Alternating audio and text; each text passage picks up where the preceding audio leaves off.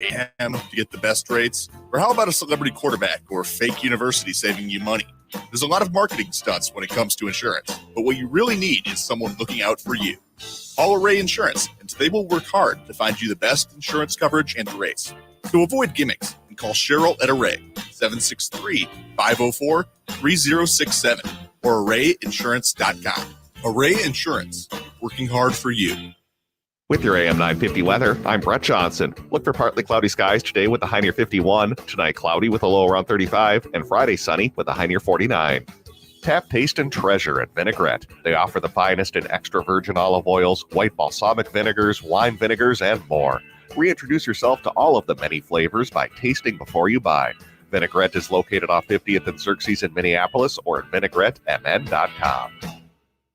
Portions of the following program may be pre-recorded.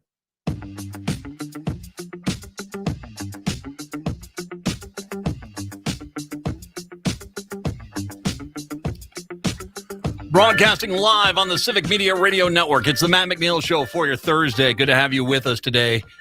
Coming up here in just a little bit, Dr. Joe Eastman, our COVID modeling expert, is going to join us here. We'll talk a little bit about, are we looking at a fall, winter surge? Are we looking at that? Also talk about the vaccines as well. We'll talk to him coming up here in just about a half an hour. Top of the 4 o'clock hour, Reed Olson, Democrat of the Day, 2A here in Minnesota. He's running for the House race up in the northwestern part of the state. Hi, Brett. How are we today? Hey, doing good. How about you? It's cooler.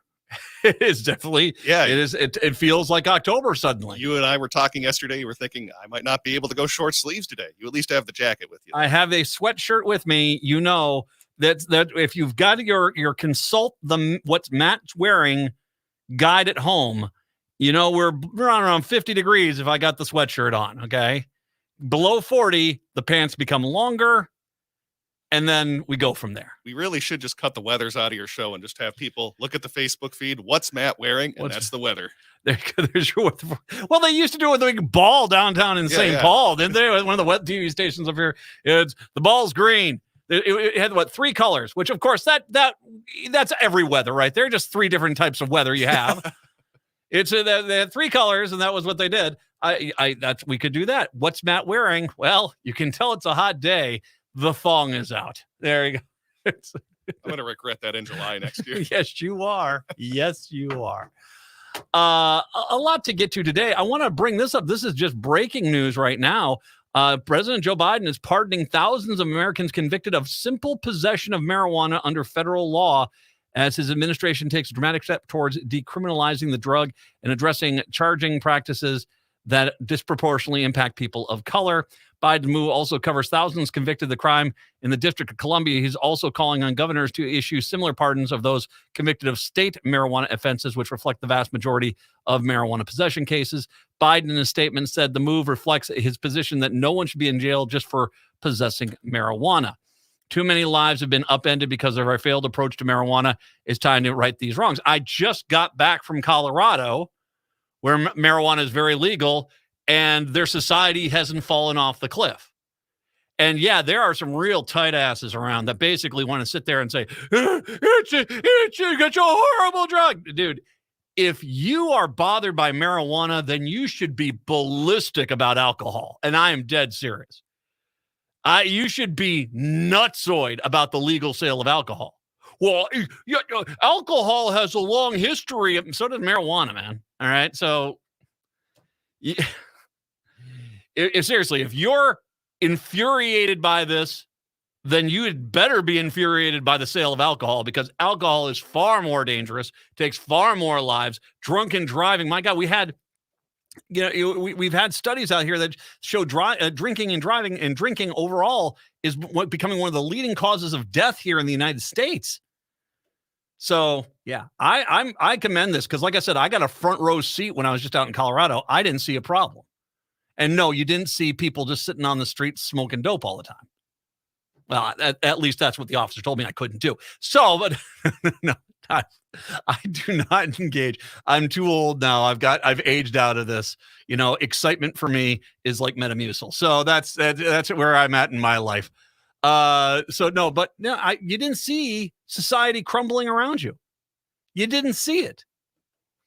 So I guarantee you, the Republicans right now are going to frantically be scouring the news outlets, looking for one guy who was busted for possession of marijuana that just got released who commits another crime and say, see, every one of them should be locked up for life, because that's their standard rational approach to dealing with something that's how many states is it legal in now? Off the top of your head. Yeah, it depends on whether medical or recreational. If you're talking recreational, it's got to be at least 20 now, isn't it? Yeah, I think you're about right in the 20s. I know medical, it's almost every one of them. Yeah. Almost every state is recreational. I think it's like 20 states. I mean, it is kind of ludicrous that you can get people who can go for like 3 weeks to a state and smoke dope completely legally, and they come on back and they're, I need to see your license and registration before we search the car. Oh, you're going to jail. I mean, that just seems to me to be petty. 952-946-6205. 952-946-6205. So I'm not sure exactly who. I got a longer thing to discuss here with everyone before I get to Dr. Joe. That is, it's part of my job, I think, is to talk people back from the cliff and give you focus and really a view of the playing field as it exists. Okay. There was some clown who, after the Herschel Walker story about the woman who, by the way, he says he didn't know the woman that he paid for to have the abortion, but apparently he has a child with that same woman as well. So I think they've met at least twice. I mean, and just judging by his track record of taking care of his kids, it might just be twice. Anyway, that's cold. But you know what? He's kind of an ass, so I have no problem saying it. In the wake of this, the same Republican Party, if I make one quick second, let me preface this next statement. There is, up in the Twin Cities, there was a conservative radio host that I used to be friends with, and he basically, stormed off one day because he didn't think I was being honest when I said, that I just don't think the Republicans have any interest in making abortion illegal for everyone. For some people, sure, but not for everyone. And I said, and I've always said, in wealthy white Republican districts, you're going to have, the day after abortion is illegal, in the strip malls down there, you're going to have a brand new medical clinic open up that's going to offer what's called an anti-babyostomy. And it's basically going to be an abortion, but they're going to relabel it as an anti-babyostomy. And the same exact people who scream about, you need to stop all abortions, will be the first people to say, how dare you get between a patient and their anti-babyostomist? That's what that was going to be. Because outlawing abortion is not about actually outlawing abortion. It's about control. And they can't seem to keep it in their pants on the right. And so they've got their mistresses, they've got their girlfriends. They want it to be legal for them without having to go to Canada or to Minnesota for that matter. They don't want to. And I told this conservative radio host, I said, dude, it's this is, you're a fool if you think this is going to be. I said proof of this was Republicans had at least 3 times since they started this little crusade that they had control of everything and they could have passed the constitutional amendment. And you know how many times they introduced a constitutional amendment?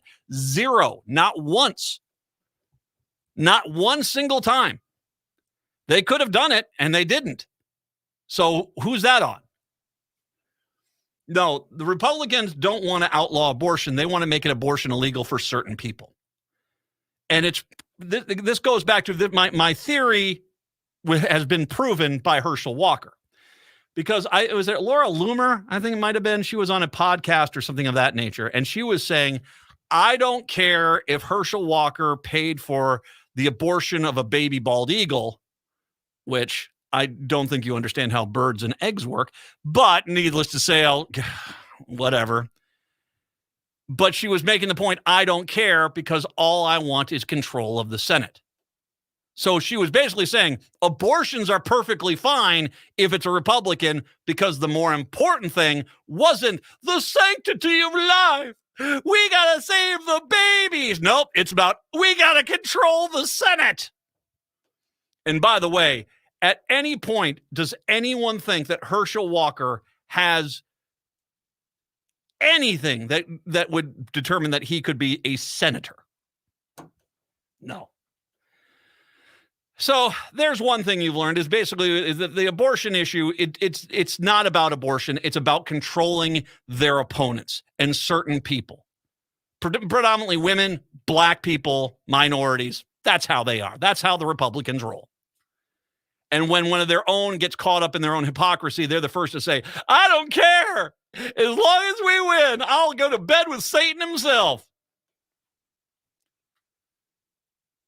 The other thing which you have to understand about the Republicans in this whole case is that in the state of Georgia, every freaking Republican will be out to vote for Herschel Walker tomorrow. Because it's not just the pundits and the politicians who are tolerant of this. They do not think for themselves. They don't. They do not. They basically are brainwashed into walking into a voting booth and just voting Republican because that's basically what they've been told to do. I've talked about this in poll numbers, that you don't trust any poll. It's going to be closer. And the reason why is there's a lot of Republicans when all of a sudden there's a pollster in front of them and saying, hey, who are you going to vote for Donald Trump, the guy that was behind January 6th? They're like, oh, God, no, he lost me when he tried to overthrow the government. The reality is when that guy gets in the voting booth, he's like, own the libs. And that's all they do. So I want to make sure we all understand this. Every single Republican will be voting for Herschel Walker in Georgia. And every Republican, you could make voting day 15 minutes on election day itself, and I guarantee you every Republican will be in line to vote in that 15-minute window. It is religious for them. It is what they do. And it doesn't matter the flawed nature of the candidate. All it matters for them is winning. And frankly, if I can be bold, they've had a lot of success with this model because they have to have everyone show up, even with gerrymandering and voting restrictions and a money advantage and confusing ballots, even with all that stuff and the misinformation campaign. They still need to have every Republican show up to have a chance. Which going to bring me to this my second point here on this, which is the part of the pep talk. You're about to be told to be discouraged. I'm going to tell you, you don't need to be, because there's a simple solution to all of this. When we do return, 952-946-6205. It's the Matt McNeil Show on the Civic Media Radio Network. Hi, I'm Claire Ferreira, president and owner of Standard Heating and Air Conditioning. Ever since my grandfather founded Standard over 90 years ago, word-of-mouth advertising and referrals from our customers have always been important. That's why, after serving over 500,000 customers, we're proud to have a 4.9-star average rating out of 5 on our online reviews. Check them out for yourself and find out more at standardheating.com. That's standardheating.com. Now that autumn is here, get your vehicle service done at Rudy Luther Toyota. Regardless of where you purchased your vehicle, Rudy Luther Toyota is your #1 destination for auto service and repair. For routine maintenance or a larger repair, easily schedule your appointment on their website, rudyluthertoyota.com. That's rudyluthertoyota.com. They fit with your schedule, they're fast and courteous, and they do the job right. I trust them. With the cooler weather, keep your vehicle running at its best with service from Rudy Luther Toyota, 5 miles west of downtown Minneapolis on 394. Hi, I'm Scott Shambot from Shambot Family Dentistry. We're the fear-free, shame-free dental office. We know dental anxiety and dental phobia are real. We'll take the time to get to know you and give you what you need to be comfortable at all times. We offer free nitrous oxide laughing gas and have high-tech options to help you feel calm and relaxed during your appointments. We'll help you get through every appointment in the most pain-free way possible. If you're having a dental emergency, we'll try and get you in the same day you call because we don't like to see anyone in pain. As my daughter Rachel says, if you don't see my dad, please see another dentist. Take care of your teeth because they're the only ones you get. This is Chad, owner of AM 950. I've been going to Shambot Family Dentistry for years. They get me in last minute when I'm in pain and make regular checkups easy and comfortable. Shambot Family Dentistry in Hopkins and St. Paul. Find them online at shamblotfamilydentistry.com or call 1-800-FIX-MY-TEETH.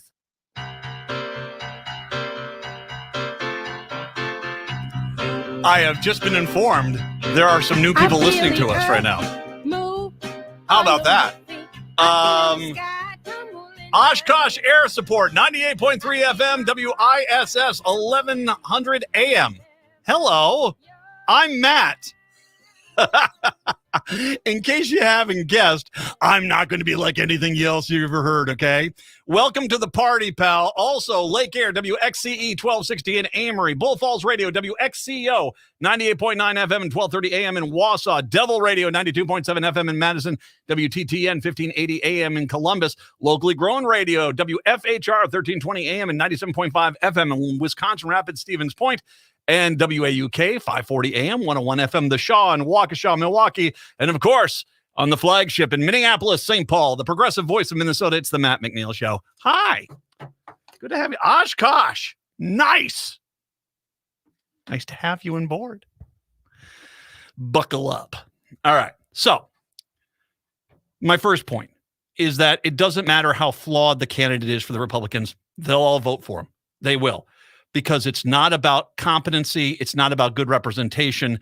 They've been brainwashed into only voting Republican. They would vote for Satan himself if it had an R next to his name because they've been brainwashed into doing it. But you see, is the template they've created, the playing field they have to play on is that they have to have every Republican show up. Because if they don't, they lose.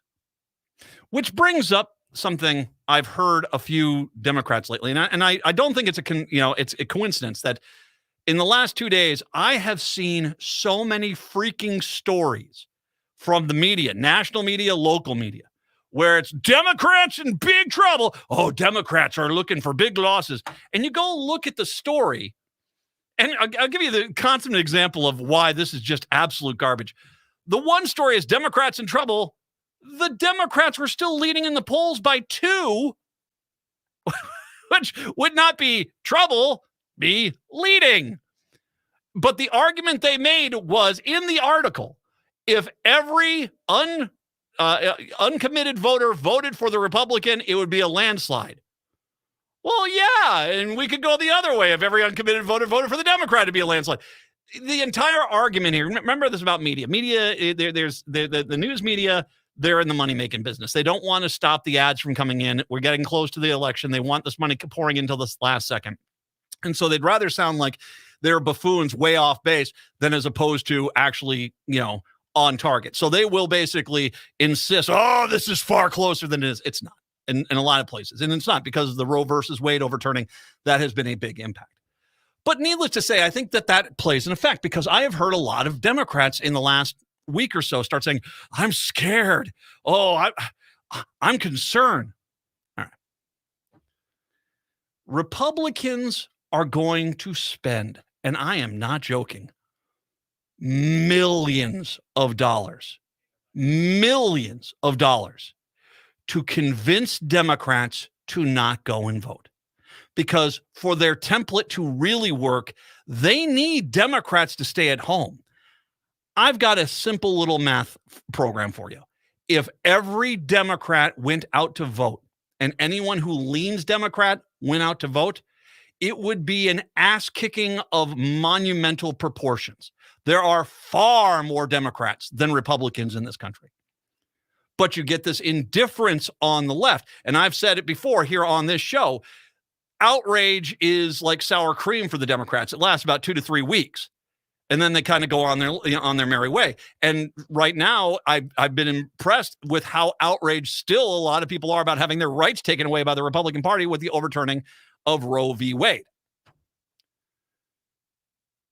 The reality is that if the Democrats show up, they can, even with the gerrymandered districts, even with the voting restrictions, even with the money advantage, they can't win. So they have to spend this money to convince a large portion of the Democrats to stay at home. Democrats, I don't think, understand their true power. But for that power to come to fruition, they have to act. They have to vote. I already know that there's going to be a lot of Democrats who are going to be like, I'm ready to vote. I'm ready to vote. And election day comes up and they're going to be like, well, I got things. I got to spend the next 6 hours surfing social media. I don't have time to go vote. Every other Democrat I know is voting. I won't vote. And then, of course, the Republicans win. And I'm like, how did that happen? Well, you and a few thousand other people decided to sit on your asses as opposed to go and vote, which you should have done. The discouraging of people to vote is a major tentpole. And right now, whenever I hear any Democrat say, I'm scared or I'm concerned or all this, that's their PR guy speaking through your mouth. Because there's a very simple math formula here. Every Democrat shows up, every Democrat votes, it's a landslide. It's over. It really is that simple. I want to repeat that. It really is that simple. It really is that simple.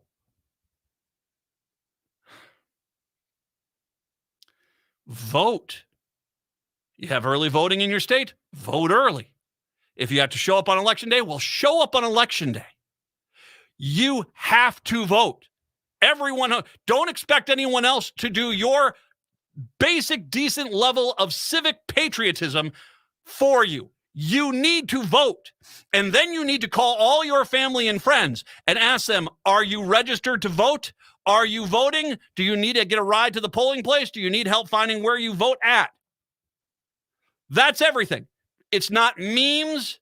It's not outrage. It's not strongly worded memos. It's not. It's everyone freaking votes. And the Republicans are terrified of that. So I'm not going to ever tell you I'm scared. I'm not, because I know the real power of the Democratic Party in this country. And the real power of the Democratic Party is if we show up, we kick their ass. It is that simple. It is that simple. So enough with pity parties starting to question anything. Everyone votes. Everyone votes. And if everyone votes, we win. It's just that simple. 952-946-6205. 952-946-6205. CJ is in Stoughton, Wisconsin. Wanted to chime in. Hello, CJ. Hey, Matt. Thank you for taking my call. I love to debate you. I believe it's going to be easy for the Republicans to win because most independents and some smart Democrats are going to vote. No, they're not. No. Have you seen what's happened, CJ? And by the way, just one thing I want to make sure I say this. I don't need to bring in far-righto guys to come spew their points. They got enough radio stations. Here's where I'm going to smack him. He's terrified. CJ is scared to death. And you know why? The Republican Party has finally done it. They've taken away people's rights. And they're promising to take away other people's rights. They're promising to do that. So if you're upset about your rights getting taken away, which includes the vast majority of independents and pretty much every Democrat I know. I don't know one single Democrat who says, I'm thinking of voting Republican. No, it doesn't exist. That's Sasquatch for you, CJ. No, everyone's mad and they're showing up to vote the Republicans out. That's what will happen. Dr. Joe, when we come back.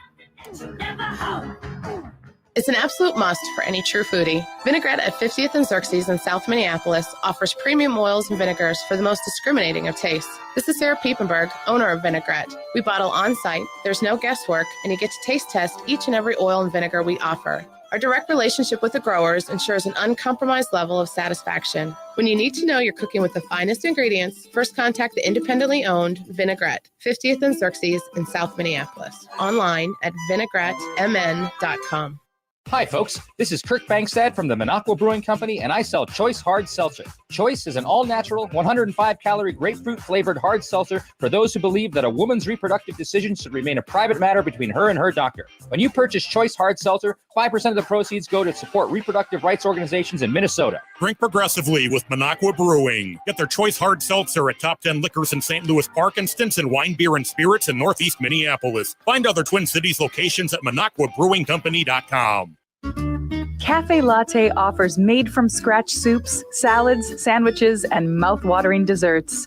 So come check out their pizza and wine bar, or get a treat from the bakery made fresh daily. Plus, you can still do online ordering and takeout, along with gift cards. Just go to cafelatte.com and choose from their ever-changing selection of award-winning salads, sandwiches, and soups. Cafe Latte is located off Victoria and Grand and online at cafelatte.com.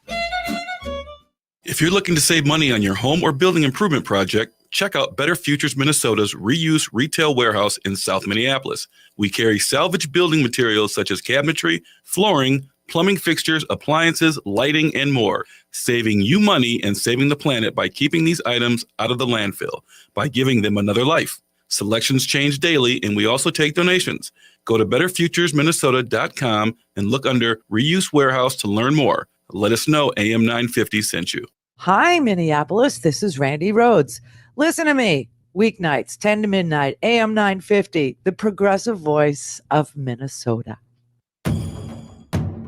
Native Roots Radio presents Rock the Vote Native Style, featuring local, regional, and national Native and ally candidates, politicians, and political activists every week until midterm elections.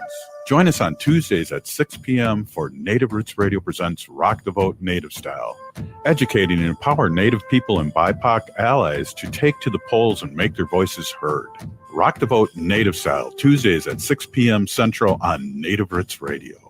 Hi, my name is Pamela Topchian. I'm a former nurse, published author, and board-certified hypnotherapist with hypnobreakthrough.com. Do you feel stuck in a rut? Finding yourself wondering if this is all there is to life? Tired of just existing? Hypno Breakthrough can help you to reduce stress, release fears, gain confidence, and reach your life's goals holistically, mindfully, and gently. So I ask you, what changes would you like to see in your life? Let's talk about it. Contact me, Pamela Topchian, board certified hypnotherapist, to schedule your free consultation, which includes a complimentary stress-reducing sample session, so you can see how it feels for yourself before any commitments are made. Go to hypnobreakthrough.com for all the information. That's hypnobreakthrough.com. With your AM 950 weather, I'm Brett Johnson. Look for partly cloudy skies today with a high near 51. Tonight, cloudy with a low around 35. And Friday, sunny with a high near 49. I'm Angela Warner, and my grandpa Jim Warner taught us to treat customers like family. And to thank you for 68 years, Warner Stellian is offering unbeatable appliance savings. Go to warnerstellian.com for a $50 exclusive coupon.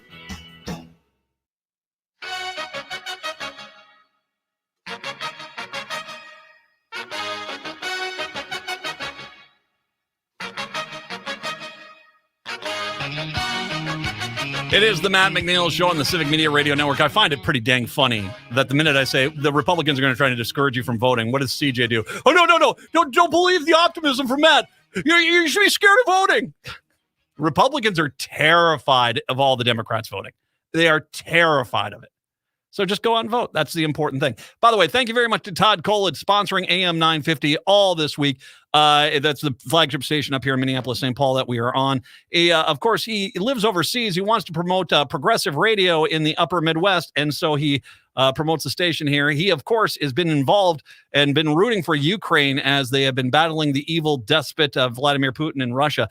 So he wants you to go on out there and volunteer, donate, I should say, donate for a great cause. It's Lifeline Ukraine. It's a service over in Ukraine that offers mental health services and suicide prevention services in Ukraine, which, as you can imagine, are in high demand right now. So if you can make a donation, please do. You can find a link to Lifeline Ukraine on my social media pages, which is Matt McNeil Show on Twitter, as well as also Progressive Citizen X Matt McNeil Show on Facebook.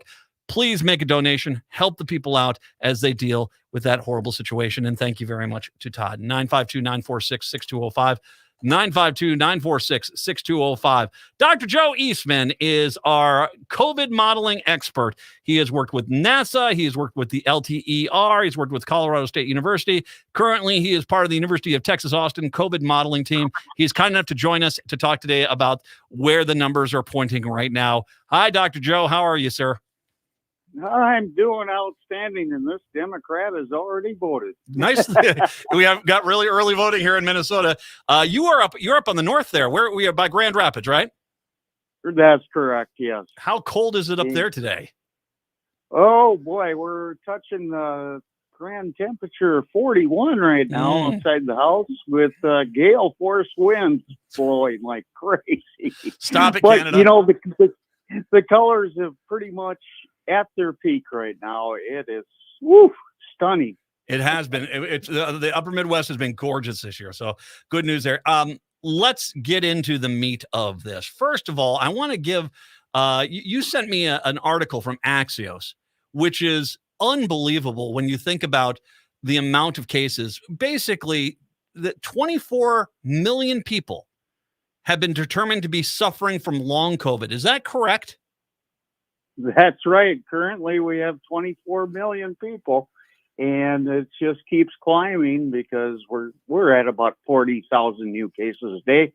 So you can add about 20% of that total to the amount that's going into the LT COVID phase. So that's where we're sitting right now, and people don't really factor this into even economically. It's an incredible expense that I once estimated was $1 trillion over the next decade we're going to be paying for this. So now, and do we have a definition on the long COVID? I mean, obviously there are some people that have had it since early in the pandemic in 2020, and it's still with them. But is there a timeline here that they're looking at long COVID is lasting, 12 months, 15 months, 18 months, anything like that?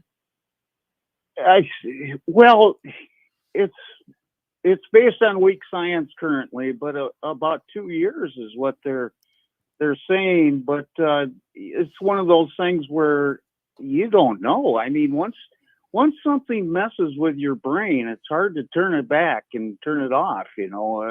So people are having trouble. 80% of these people are having trouble just doing simple tasks right now. So that's the really scary part of it. And with the kids, you're looking at a 20% increase in type 1 diabetes, which is a lifetime chronic thing that they're going to have the rest of their life.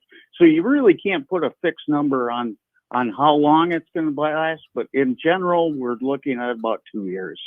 Wow. So, well, and yeah. And you brought up the cost of this. I mean, just alone. I mean, obviously, with you're having it's not. It's about 8% of the country's population. 8% of the country's population is going to have long COVID. $1 trillion, is that enough? I think we're looking in the multiple trillions, aren't we? Yes, we are. That was based on a very conservative estimate I made back in I think it was around the end of July, and I haven't updated my figures yet. I probably need to go back and do that. I asked Boston College if they were going to do a study to look at that. They're really good at this type of stuff, their economic policy department. So I'm waiting to hear back from them. So they would be the guys that would just nail down this number in a much more precise way. When I saw Fauci last night on Colbert, and he basically laid it out. He said, would I be surprised at all if there was another surge coming up here this fall? And he said, absolutely, I wouldn't be surprised at all, because this is what happens is you get indoors and you get into close confines, and that's where you start getting more of it. Have you run any numbers here yourself? And what are you seeing, if you have, in regards to what it's looking like this fall and into winter? Well, okay. I guess you'll be the first one to hear these numbers. And yeah, and it's just you and me, Dr. Joe. Yes. Okay.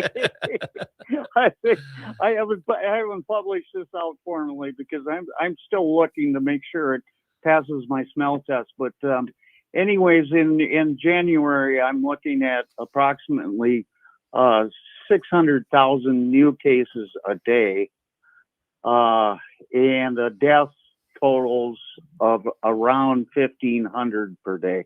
We're not 9/11 levels, but boy, my gosh, come on. How does that compare to the last two? I mean, because last winter was rough. How do those numbers, 1,600 new cases per day and 1,500 dead per 1,500 dead per day? How do those numbers compare to what we were seeing last winter, fall winter? Yeah, and I got to mention that this is scaled down to kind of match the observations. My model actually predicts, I think, more accurately a heck of a lot more infections. But anyways, last January, I believe the peak was around 810,000, somewhere in that boat. And the deaths per day, of course, we saw rose above the 9/11 level. So it's not as bad, but here's the factor that I'm having trouble putting in this whole calculation is the one that I really fear right now is BA 4.6. It continues to climb, and this sucker says, okay, I don't even see therapeutics, much less vaccine. So we have no therapeutics for this that are going to help people that contract this variant. You brought up BA 4.6. Why don't you a little brief detail there? Where did that one originate from? And again, this is another one from our friends in South Africa. Wow. Yeah, I was just looking at those. And we're starting to see an increase in Europe. So, we've seen this scenario before. As Europe goes, well, a couple months later, that's how we're going to roll. So, Europe and Central Asia are seeing the biggest increase worldwide. Whereas if you take the total worldwide, it is dropping right now in terms of the number of cases. But then again, we're not testing that much, and we're not catching a lot of it because so much more is asymptomatic now. And people go, oh, I've been reinfected with this new Omicron. I'm going to be just fine. But you're second or third, you're rolling the dice. It can be just as severe as you can imagine, even though you had milder symptoms the first time around. So that's where we're at. BA 4.6, is it showing up in Wisconsin, Minnesota right now? I mean, is it in the wastewater? Are we seeing the numbers there? Yeah. It continues a very slow paced climb. And there's reasons for that I won't go into on the air. It would take me about 10 minutes to explain it, but it has to do with the pathways and reinfection pathways and such, and testing and a lot of different factors. So yes, it is showing up. You made a good point. I need to go back, and I haven't looked at the wastewater in roughly about a week. So I'll touch back with you when I take a look at that. So right now, one of my biggest frustrations is the new Omicron specific booster and how the CDC has dropped the ball on this one. I warned my county health official. I said, you need to get out there and inform people, or they're not going to know, can I get this? When can I get this? And et cetera. And it's abysmal what the rate is right now for people getting this booster. Good news for you. I get mine next Friday. That's for sure. Over the VA. I'm getting mine done. But if we can go back to variants. Okay. So you brought up BA 4.6, and I'm not downplaying that one. That might be rough. Have you seen any other variants that are starting to poke up around the globe that are starting to be a little bit more of a concern? Yeah. The BA 2.75 continues a slow rise. That's another one that pretty much says, damn the therapeutics. I don't see there's not a really good way for us to treat it. And the CDC has not let anybody know about this either, which is really frustrating. And then finally, the BF7 is just creeping along, but continues to increase. The BA5 is down to roughly 80% of the cases now, and back from its peak early in August. So, and it's waning slowly too. I mean, these things just don't want to go away. So, like you say, once we get indoors, Katie, bar the doors. Dr. Joe Eastman is joining us. He's our COVID modeling expert. You talk about the Omicron. I want to bring up something that I was confused by. My daughters were able to go get vaccinated with the brand new variant of the vaccine. And the way I'd understood it from the people that were saying it is that you had to have your first two, COVID shots, and then you had to have the 2 booster shots. And apparently you don't have to have the booster shots. As long as you've got those first 2 shots, you can go get this Omicron this new one, and you'll be fine. So it's not like you have to get the first 4 shots. You just have to have those first 2 shots done. That's at least what they did with our daughters, who did not have both of those shots. One actually had one of the shots. The other one didn't have them either. And they said, it's fine to give them the Omicron booster. Actually, yeah, that's right. You're supposed to have created or completed the Pfizer or Moderna, 2-shot initial vaccination regime, and then pretty much anybody is eligible for this new booster as long as they haven't had a booster within the last 2 months. Okay. So that's kind of the window of opportunity. And another thing to know is there's been a new study that's come out, and you can actually put some dollar amount on what this new Omicron variant booster could save us in the future. And they look at a couple scenarios going out to March of 2023, and lives saved if 80% of the people that are eligible got this darn thing. It's right around 90,000 lives saved. Wow. Between now and March. Boy, that's really big.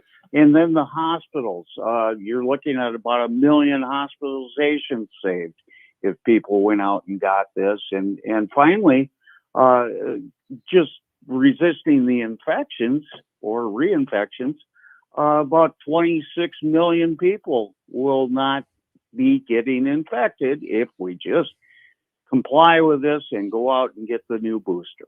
So you're looking at close to $100 billion just from that aspect of boosters. Dr. Joe, hold on. We'll come back. We'll wrap up this interview after the break. Dr. Joe Eastman is joining us, our COVID modeling specialist. And yeah, the pandemic is not over, even though Joe Biden misspoke on that one. It's not. And clearly we need to take it seriously. We'll take a break. Come on back. It's the Matt McNeil Show on the Civic Media Radio Network.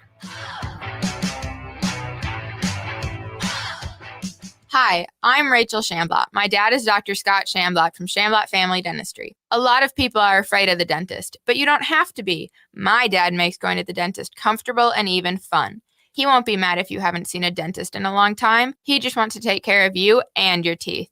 If you don't see my dad, please see another dentist. Take care of your teeth because they're the only ones you get. Shamblot Family Dentistry in Hopkins and St. Paul. Find them online at shamblotfamilydentistry.com or call 1-800-FIX-MY-TEETH.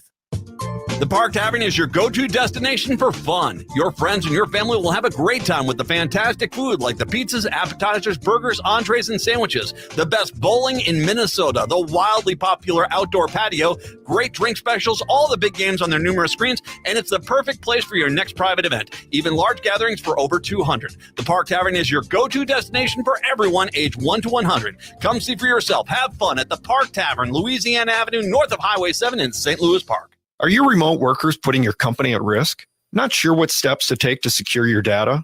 Hi, Mark Sommerfeld from Rymark.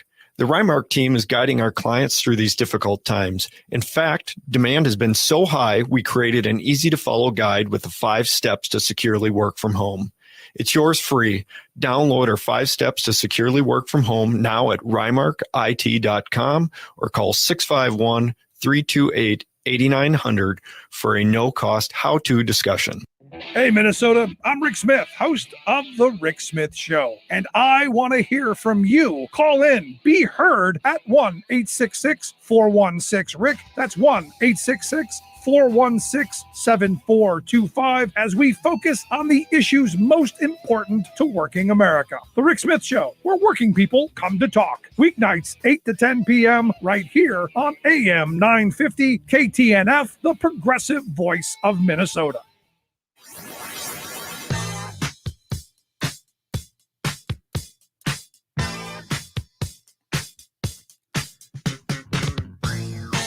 It's the Matt McNeil Show on the Civic Media Radio Network. Dr. Joe Eastman, our COVID modeling expert, kind enough to join us. Dr. Joe, we should also mention here, there's another little thing, and I think people kind of forget this too. We do have to get flu shots. And as you've said, that whether it's going to be an annual thing or a biannual thing, twice a year, we're probably going to have to very much treat COVID the same way, that there's going to have to be just an annual shot you're going to have to get because it's sticking around. That's correct. As long as we're kind of on these monoclonal vaccines and boosters until we can come out with a generalized vaccination, that's the reality we're looking at now. And we're kind of at the mercy of big pharma in terms of getting out the newest monoclonal vaccination. So that's kind of sad. Well, sad state of affairs. Well, and can I ask, I think I already know the answer to this. Is there any way they could combine the vaccines and have it, one vaccine and get you both the annual flu variant as well as a COVID variant? Or is that not possible? That's a good question. I really haven't thought about, because I got mine at the same time, Mm-hmm. And that's another thing. People are so confused. About a third of the public is like, I can't get my flu vaccine and get the COVID booster at the same time. And you can. Yes, you can. As far as combining the two into one shot, I guess I really never thought much about that, but it seems like it should work. I can't really say. Well, and it just some people don't like shots. And so if you can get it down to one shot, that's easier. But, and that's America. It's convenient sort of thing. It really is. Yeah, but, I'll have an answer for you next time, okay? All right. But I will say this, since you brought that up, it is very important that everyone understand. You can get your flu shot and the latest booster for COVID at the same time. My daughters did that. My wife did that. You can do both at the same time. You do not have to have a separation of those in a timeline. That is correct. And actually, my flu shot arm hurt a heck of a lot worse than my COVID arm did. So, I'm used to shots at this point, so it didn't faze me. But some people are a little. In fact, my wife, the nurse, says males about 20 to 30 years old are scared to death of getting shot. It is remarkable. And I think this is kind of the larger issue. Just people want this to be over, so they're just saying it's over, and they don't realize it. I was looking at the numbers, at least in the state of Minnesota, with the new shot. 67.5% of Minnesotans have completed their vaccine series, but only 4.3% of eligible Minnesotans, or just 239,000, are up to date with the vaccine doses, which would mean the new Omicron. It just is people are not understanding that this is going to get worse before it gets better.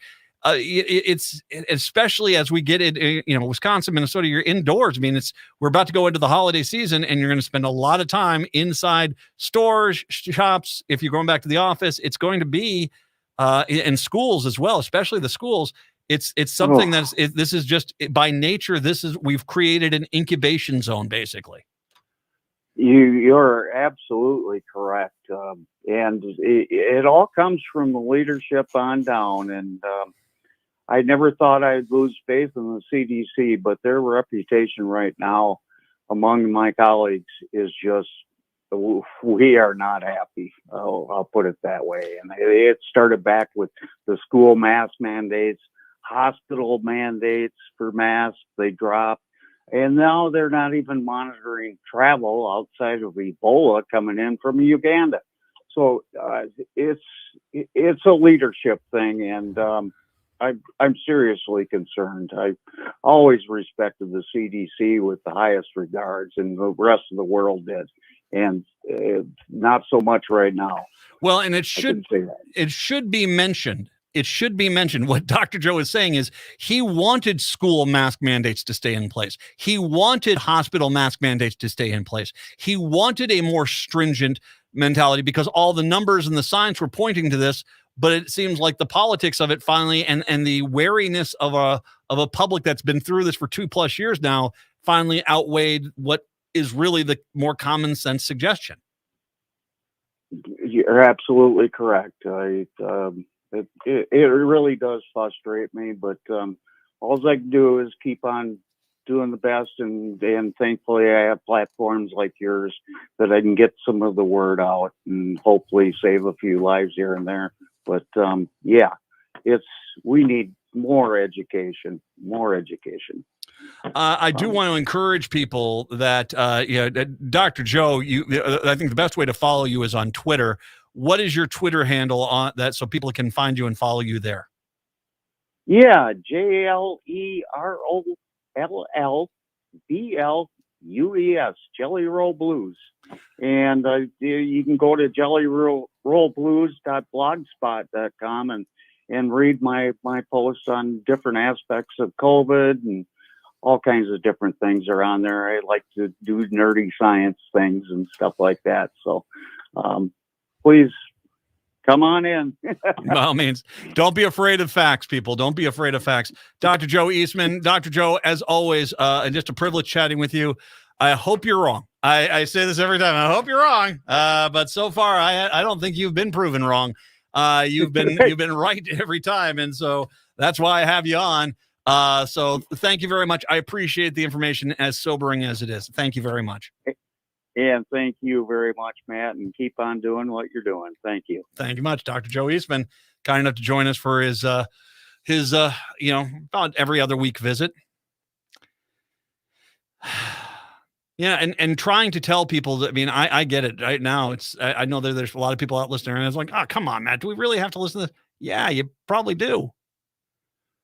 Because, and I've been one of these people. I don't want you dead. I don't want you sick. I don't want you bankrupt for the rest of your life. And I sure as heck don't want you sick for the next 3 years. I don't. Nor do I think is it appropriate for us to say, well, just the old people dying, or that's acceptable. Old people dying. The greatest generation doesn't deserve to go out like that. The greatest generation does not deserve to go out like that. The reality is that it's going to be something that's with us, and I hope those numbers aren't right. I hope those numbers are right. 600,000 new cases per day, 1,500 deaths per day, coming up here in December, January. I hope that's not right, but would I be surprised, especially considering there are so few people I see who are taking it seriously anymore? Yeah, I wouldn't be. Get vaccinated. Once again, if you just have to get the first 2 shots. If you still haven't gotten those, for God's sakes, go get those. Okay. I think it's pretty clear the hydrochloroquine and the ivermectin, those were lies. You're not going to be safe there. And it's been proven multiple times that even if you've had COVID, your long-term immunity does not last that long. So you need to go get vaccinated, get both of those shots, and then you can get that Omicron shot. Get your flu shot too. I just got mine the other day, and by the way, he's right. My arm still is sore from that one. I don't have a sore arm from the COVID shots, but the flu shot kind of got me a little bit. Get vaccinated. If you're going to be inside, it's going to be crowded. Wear a mask. That's not the worst option. Wisconsin Folks Devil Radio up next. Minneapolis, St. Paul, hour 2 coming your way. Hey, it's Brett here to tell you that AM 950 Movie Night is back. On Wednesday, October 12th, at Crooner Supper Club, we'll be showing Greg Palast's new film, Vigilante, Georgia's vote suppression hitman. Law enforcement is going to the houses and places of employment and making people afraid to go out and exercise their rights. In the film, Palast will demonstrate shocking details of Georgia's new vote suppression law. So you didn't call him, but you challenged his right to vote or have his ballot challenged. Sir, get out of my house. Okay, I will get out of your house. Now. And how the law has disproportionately affected people of color, young, and lower-income voters. They raided a voter registration office and tried to send all of these college kids to jail. AM 950's evening host Rick Smith will be in town to host a panel discussion about voter suppression after the movie. Again, that's AM 950 Movie Night on Wednesday, October 12th at 6:30 at Crooner's Supper Club. Come early and get a delicious dinner from Crooners and meet Rick Smith and other AM 950 staff. The movie is free to attend, but we do require registration ahead of time at am950radio.com. I'm standing up for the middle class. Tom Hartman here on the Progressive Voice of Minnesota, AM 950, KTNF, St. Louis Park, Minneapolis, St. Paul. AP News. I'm Ed Donahue. President Biden is pardoning thousands of people convicted of simple possession of marijuana. The AP Sagar Magani has the story. It's a dramatic step toward decriminalizing marijuana. The president says no one should be in jail just for using or possessing marijuana. The White House says no one is now in federal prison solely for simple possession, but says the pardon could help thousands whose convictions may have denied them housing or employment. The president's calling on governors to issue similar pardons for state offenses and telling administration officials to review how marijuana is scheduled under federal law, which could cut or eliminate criminal penalties for possession. Sagar Magani, Washington. Earlier, the president was in upstate New York. IBM is investing $20 billion to boost the semiconductor industry. More Americans have learned the phrase supply chain and what it means. Well, guess what? The supply chain is going to start here and end here. Police say at least 6 people were stabbed on the Las Vegas Strip. 1 person is dead. A suspect is in custody. Witnesses say the victims appeared to be showgirls who take pictures with tourists on the Strip.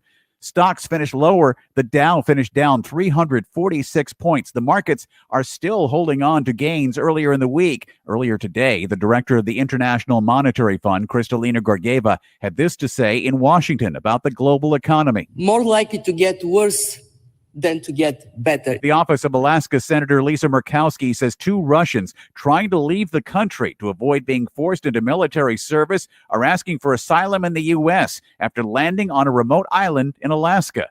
The University of Florida says Nebraska Republican Senator Ben Sasse is the sole finalist to be the school's next president. Sasse has indicated he wants the job and could resign soon. This is AP News. Okay, I just saved on some amazing fall style picks at Kohl's, and I need to talk about it. I found myself the cutest tops from Sonoma Goods for Life starting at $15.99. Long sleeve must-haves for my husband starting at under $18. And fun looks for my kids starting at just over $10. Plus, you can take an extra 20% off or save even more with a Kohl's card. So for more fall style and more savings, you gotta get to Kohl's. Select styles, 20% offer ends October 16th. Some exclusions apply. See store or Kohl's.com for details. Attention, per the current government mandate, U.S.-based insurers are now required to cover at-home COVID testing kits with no out-of-pocket fees to you. If you have a current insurance plan, you are eligible to receive up to 8 COVID-19 tests shipped to you each month absolutely free, as long as the government mandate is in effect. Just visit testkitforfree.com to register now from the comfort of your own home. That's testkitforfree.com to receive your tests shipped to you at no cost. Go to testkitforfree.com today. Paid for by TRO Health. Hi, this is Paul Metza inviting you to listen to the Waller Power Radio Hour. We have been on the air on AM 950 for over 5 years, over 200 original shows in the can, including musicians, artists, promoters, authors, comedians, and more. We're on the air Saturdays at 6 p.m. If you'd like to advertise, get a hold of us at am950radio.com and stay tuned this weekend, Waller Power Radio Hour. Hi, this is Chad from AM 950. Snap Construction is arguably the most well-reviewed roofing, siding, window, and insulation contractor in the metro. Ryan is so excited about working with AM 950 and our listeners that he wants to help us grow. This is Ryan, owner of Snap Construction. I was friends with Chad long before I started marketing with him. I was a bit skeptical of radio advertising before Chad convinced us to run ads. The advertising's been so successful, we want to help the station grow. We've absolutely loved working with the listeners of AM 950, and we all know how extremely important this radio station is to the community. To help AM 950 grow, Snap Construction will be putting up proceeds to assist the station in marketing on social media. Snap Construction encourages you to follow, engage, share, and interact on the AM 950 social media platforms. Together, we can all work to ensure AM 950 continues to thrive and grow in our communities. We stand by our work with a lifetime craftsmanship guarantee. For a free estimate or more information on our financing, call 612-333-SNAP or check us out online. With your AM 950 weather, I'm Brett Johnson. Look for partly cloudy skies today with a high near 51. Tonight, cloudy with a low around 35. And Friday, sunny with a high near 49. Tap, taste, and treasure at Vinaigrette. They offer the finest in extra virgin olive oils, white balsamic vinegars, wine vinegars, and more. Reintroduce yourself to all of the many flavors by tasting before you buy. Vinaigrette is located off 50th and Xerxes in Minneapolis or at vinaigrettemn.com. Portions of the following program may be pre-recorded.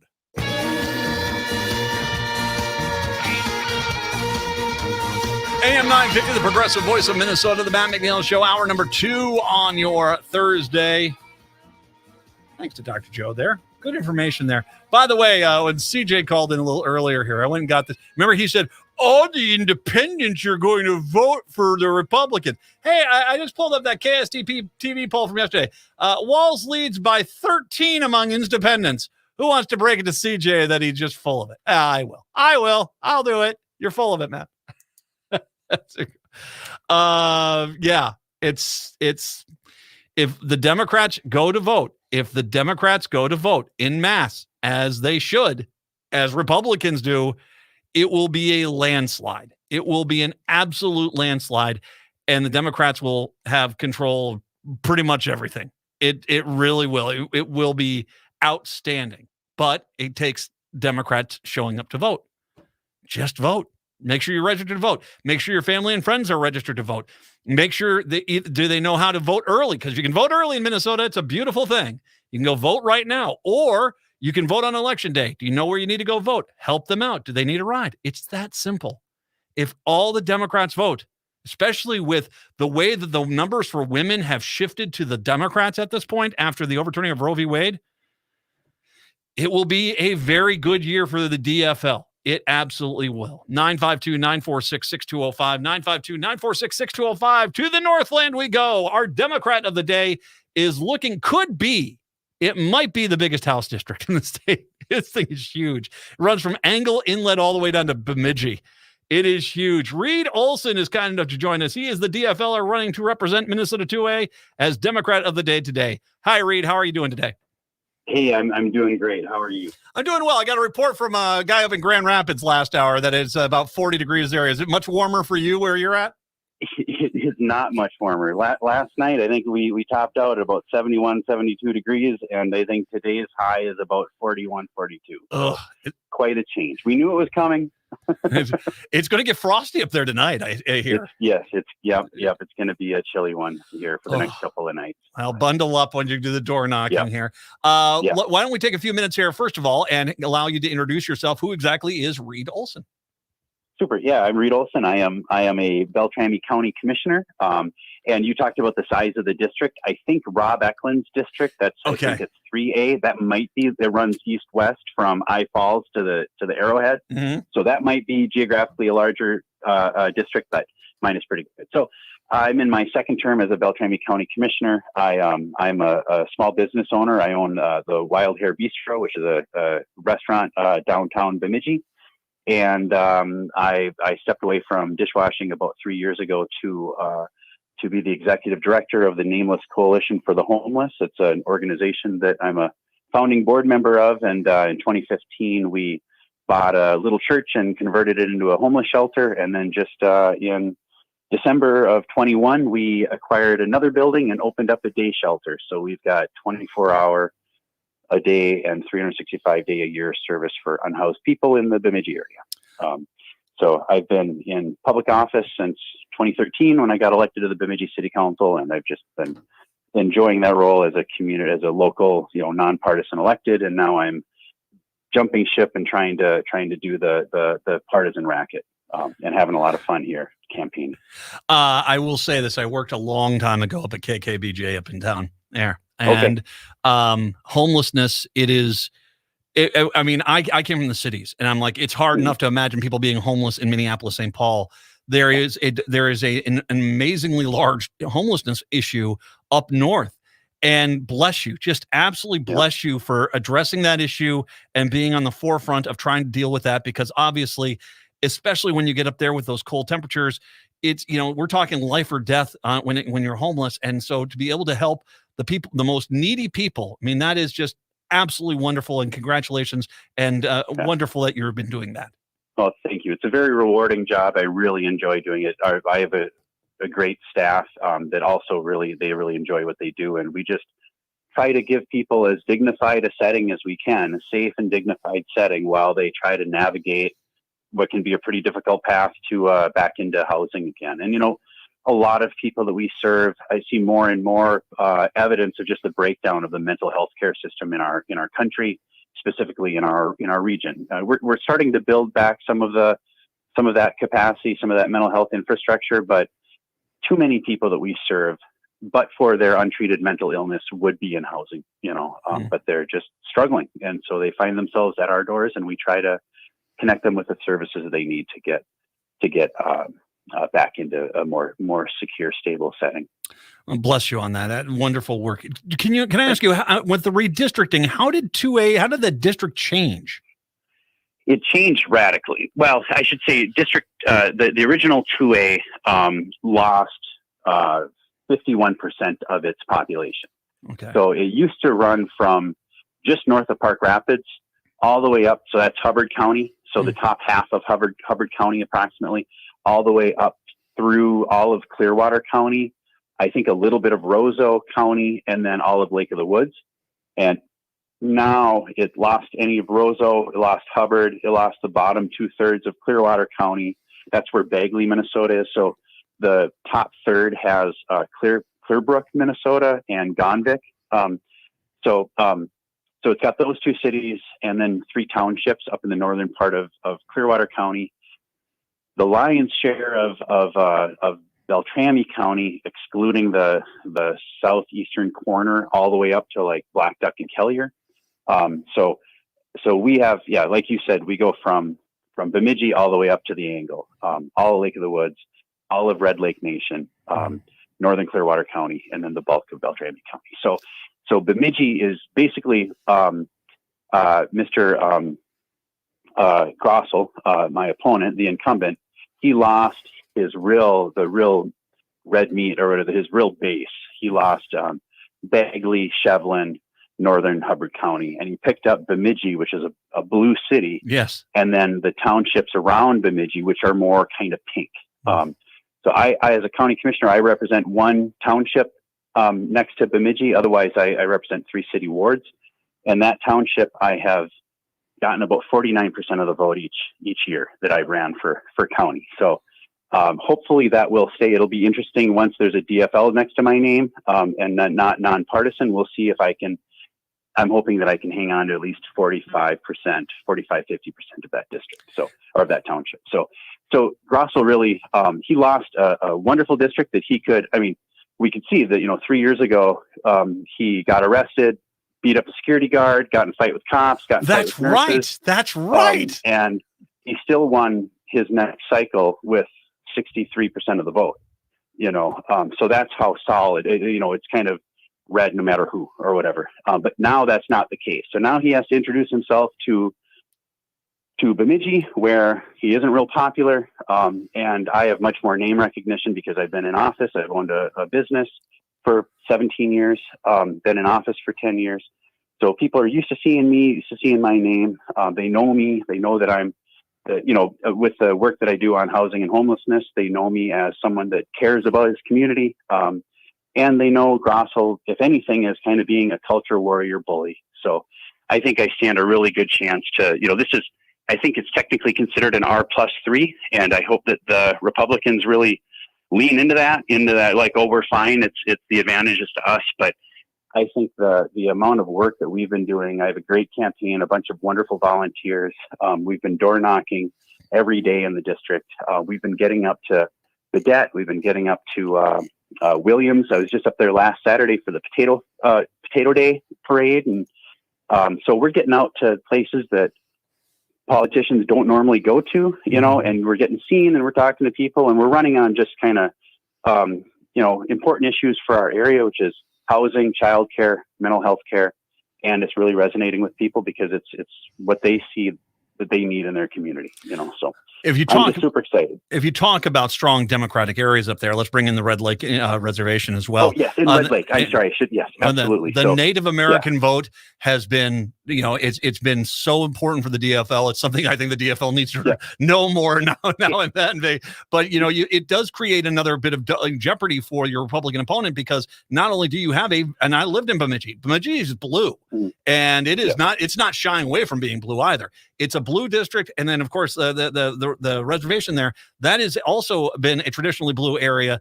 It doesn't lead a lot of areas for him to pick up votes so much, because I think this is actually a prime seat for the DFL to pick up in the Northland. I think it is. I think it's considered the most competitive seat in the state right now, as far as the numbers being so close. And you're absolutely right. And we take Red Lake and the other tribes for granted at our own peril. It's something that I've been doing, over the years, I've had a really strong partnership my organization has with different areas, different organizations in Red Lake. We work really closely with the Red Lake Shelter Program, Human Services, things like that. And so I've been doing a lot of work in the community. So people in Red Lake, they know me. They know that I'm not just a carpetbagger that's coming around, once every 2 years to smile and wave, but that I have been working in the community trying to help improve people's lives. And so we're really hoping, if we get a good turnout, just as you were saying at the top of the hour here, if we get a really good turnout in Bemidji and a really good turnout in Red Lake, my opponent's path to success starts really shrinking. If we can get a huge turnout in Red Lake, and I can flip a few people up north in Lake of the Woods to come over and vote for me, it's going to be real hard for Grossel to stay in office. I know a lot of DFLers in Baudette. So I mean, it's not exactly. I'm feeling good about this. Let's get into one or two of the issues here that are there. I love the fact that you highlight on your webpage you're fighting for small business. Your experience, obviously, not only your experience running a small business, but then on your charitable work as well. I mean, it really does give you I think a more rounded perception of benefiting the community from the small business side. Yeah, well, and we've been in business long enough that we have been able to experience the positive aspects of public policy and some of the more negative aspects. In Bemidji, we really rely on tourism, and so when we have, was it 2011 or 2012, we had a government shutdown, and the state fiscal year goes from the 1st of July to the last day of June. So July 1, government shuts down. What's our most important, our busiest weekend up here is the 4th of July weekend. And now all of a sudden people can't buy fishing licenses. The state parks aren't open. Other state services aren't open. And so that was really difficult for any small business in a tourist town in Minnesota.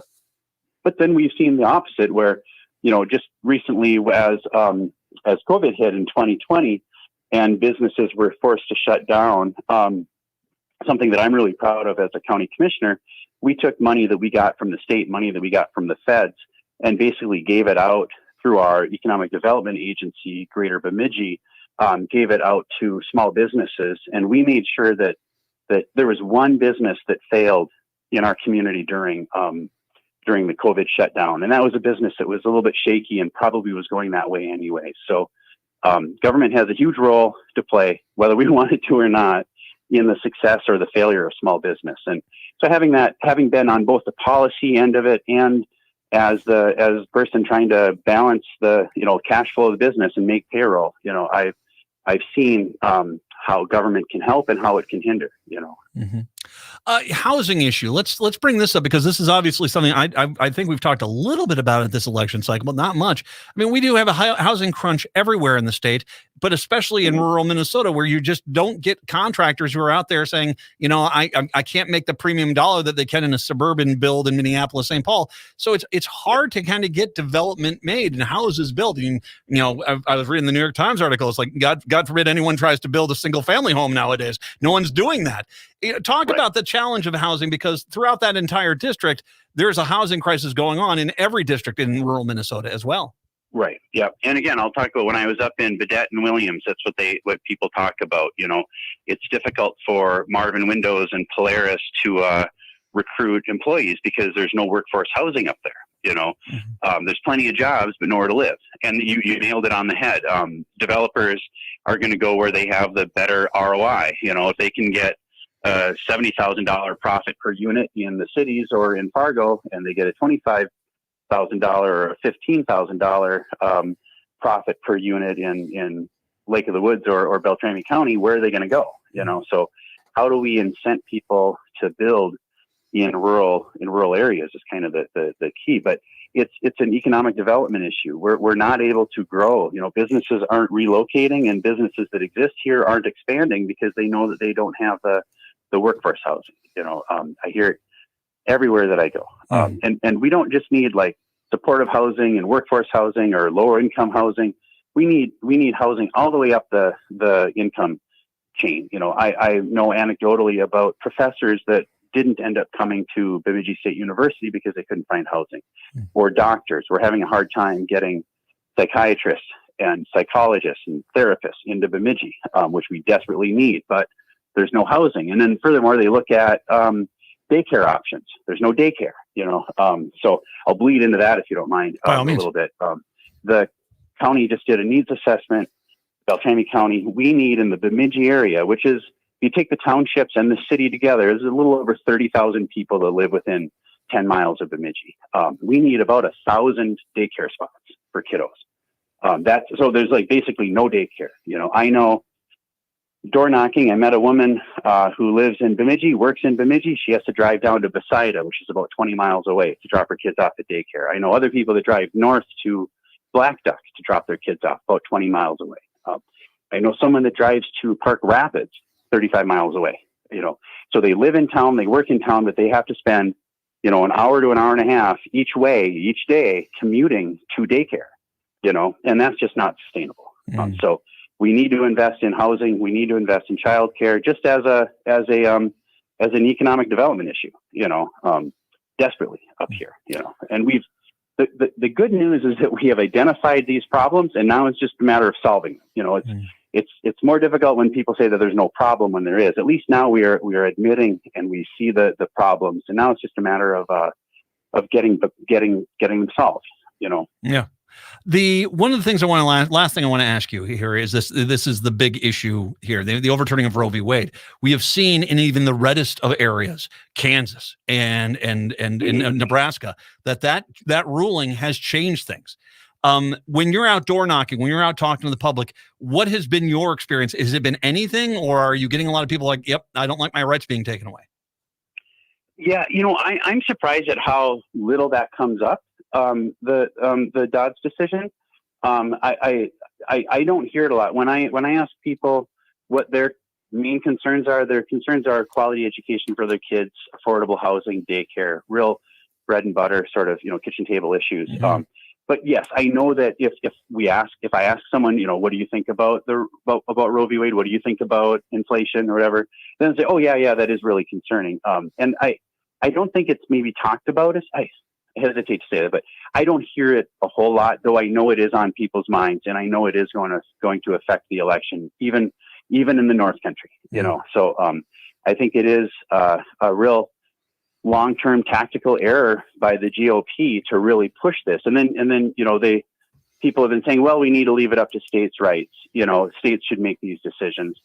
But you hear what our opponents are saying. I mean, they want these draconian zero access to abortion, regardless, and you hear now of other states, not Minnesota, but other states where women's and girls' health care is really being put at risk because pharmacists or doctors are afraid to prescribe appropriate care because they don't want to wind up in jail or they don't want to get sued or whatever, So it's a huge, huge problem socially, but I think politically it advantages us. Unfortunately, it's unfortunate that that's what it takes for an advantage because it's just a really horrible thing. It's really a reckless ruling, and what the Republicans are looking at doing is really quite scary.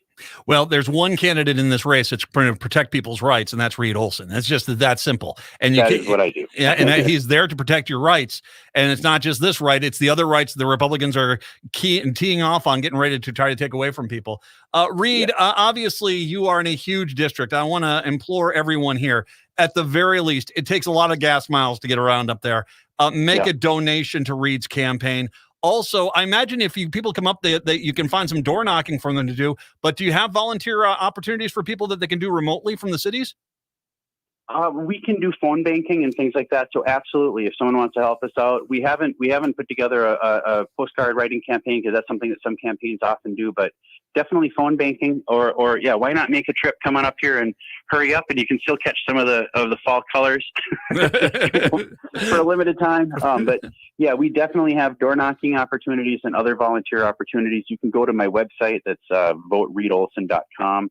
And you can find there's a survey on there that you can fill out and find a way to help out the campaign. And campaigns take money, so if you can find yourself, if you haven't made a donation yet, you can always do the $50 PCR, the political contribution rebate. So give me $50, you'll get it back in about 6 weeks. VoteReedOlson.com, VoteReedOlson.com. Donate, volunteer. There's a lot of opportunities there. Get in touch with this campaign, help him out, because 2A is a very likely, this is a good chance the DFL can pick up the seat up in the Northland, and that would scare the living daylights out of the GOP.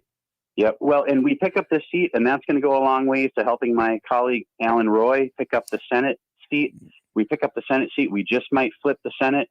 And as you said again at the top of the show, we can actually legislate, but we got to have full control of the government.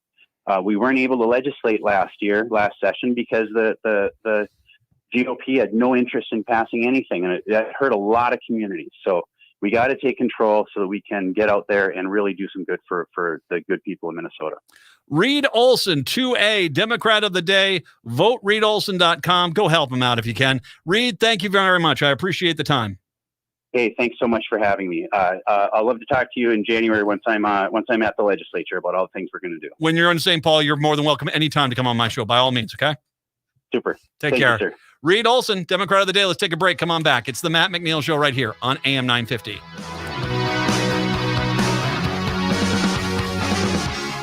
Turn to Auto Technical with your vehicle donation.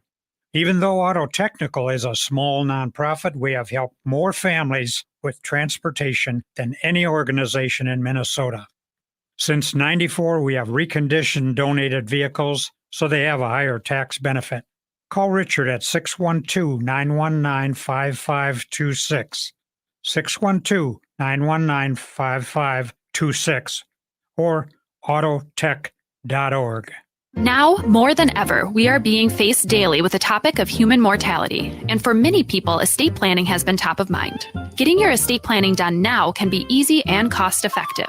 Schroman Law offers virtual options for initial consultations so that new clients can safely initiate the process. With many facing uncertain financial situations, Schroman Law also offers affordable fees for legal documents. Learn more at schromanlaw.com. That's SCHROMEN law.com. I'm Rick Smith, host of The Rick Smith Show, and I'm coming to town. Join me and my friends at AM 950 for movie night, Wednesday, October 12th, 6:30 p.m. at Crooner's Supper Club. We'll be showing the new Greg Palast film, Vigilante, Georgia's vote suppression hitman. Come early, get a delicious dinner from Crooner's, and meet with me and the staff at AM 950. After the movie, I'll be hosting a panel discussion about voter suppression. The movie's free to everyone, but you've got to register at am950radio.com. Seward Co-op is now offering convenient self-serve and prepackaged hot options and salad bars at both the Franklin and Friendship stores.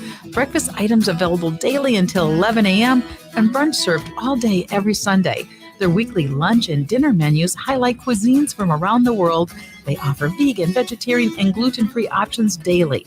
95% of the ingredients used are organic from small-scale, local community food producers whenever possible. More at seward.coop. Would you let animals pick your insurance? Do you really need to experience mayhem to get the best rates? Or how about a celebrity quarterback or fake university saving you money? There's a lot of marketing stunts when it comes to insurance, but what you really need is someone looking out for you. Call Array Insurance, and they will work hard to find you the best insurance coverage and rates. So avoid gimmicks and call Cheryl at Array, 763-504-3067, or arrayinsurance.com. Array Insurance, working hard for you.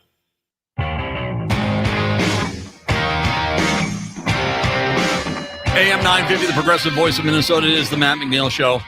I will say that is Reed Olson did hit it pretty hard up there. The way that district was designed pre-redistricting, it was designed to basically dilute the Democratic vote up there. And now what you've got is a district, 2A is definitively a much more Democratic district than it was. I would even almost go out on a limb and say it might actually be more probably registered Democrats than Republicans. And I understand it's like, Matt was like, oh, how can you say that? Well, I mean, look at Bemidji. As he said, Bemidji is a blue city. I worked in Bemidji for a while. And Bemidji is a blue city. And the Red Lake Indian Reservation, that's a lot of Democratic voters right there as well. And once again, DFL, you might be well suited to remember that, okay? That being said, you're not going to get a 100% of the Baudette vote or the Washkish vote. That's not going to offset what's going on in those other two districts. So I'm going to make an argument, and that's not, and I guarantee you there's not 100% of the people up in Baudette are DFLers. As a matter of fact, I know 3 people up in Baudette right now that are probably the 3 people I know the most up there that are DFLers.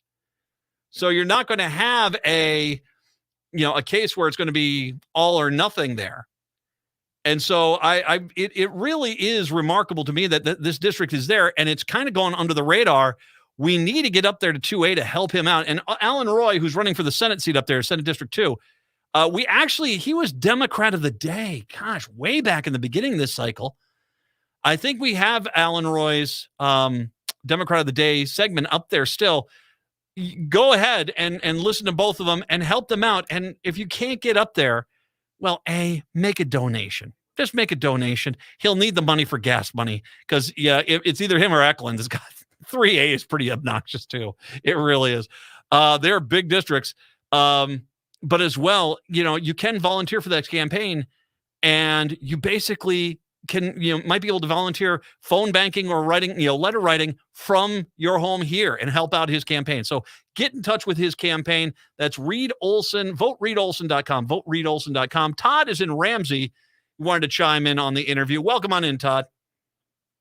Hi, Matt. Thanks for taking the call. I just want you to know that after listening to Reed Olson, as soon as I get out of my vehicle today and get home, I'm going to make a contribution to his campaign. That's no kidding, nice. Because he is truly sharp and articulate and has a grasp on the local issues that came through really clearly as you listen to him speak. And that's the kind of candidate that the DFL has to have around the state. It's nice to hear new blood because he talked about his background, what he had done before, and he really hasn't been in politics at that level before. And that's absolutely the kind of person the DFL needs. So thank you for what you did, because putting him on the air, he's getting contribution from me in just a matter of minutes. Well, thank you very much, Todd. I appreciate you doing that, and I encourage everyone else to do that as well. I will say this. I mean, how about the fact that he's dealing with homelessness up in one of the least hospitable climates in the country?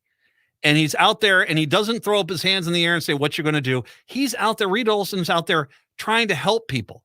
And I'll bring in religion a little bit. That's what a Christian looks like. That's what a Christian looks like. A Christian isn't in a hospital emergency room throwing haymakers at nurses. Was that, do you remember that story from the Republican up there? What was that story? I mean, he was fighting with the cops even, wasn't he? I think so, yes. Was alcohol involved? Oh, we might have to find out that one. Wait, I don't know. We'll have to research that. I've forgotten about that as well. We'll have to see if we can figure that one out. But needless to say, he's out there. He's doing a lot of good work up there. And if you want to cause the Minnesota GOP to wet themselves, let them know that 2A and Senate District 2, 2B, they're up for grabs. And all of a sudden, look at the outstate part of the state. It's all red. It's not all red anymore. It's not all red anymore. 952-946-6205, 952-946-6205. Let's take a break, come back. A lot of other news to get to. It's the Matt McNeil Show right here on AM 950.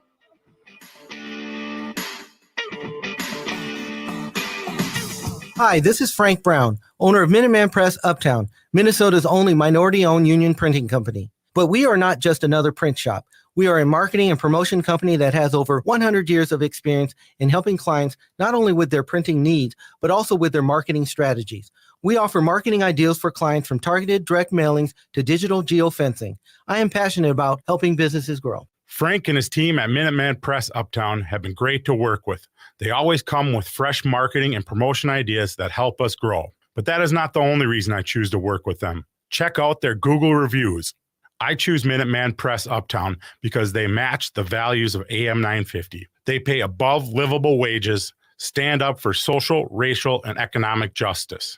Call Minuteman Press Uptown at 612-870-0777 or visit mpuptown.com. See the difference they can make with your company. They print everything.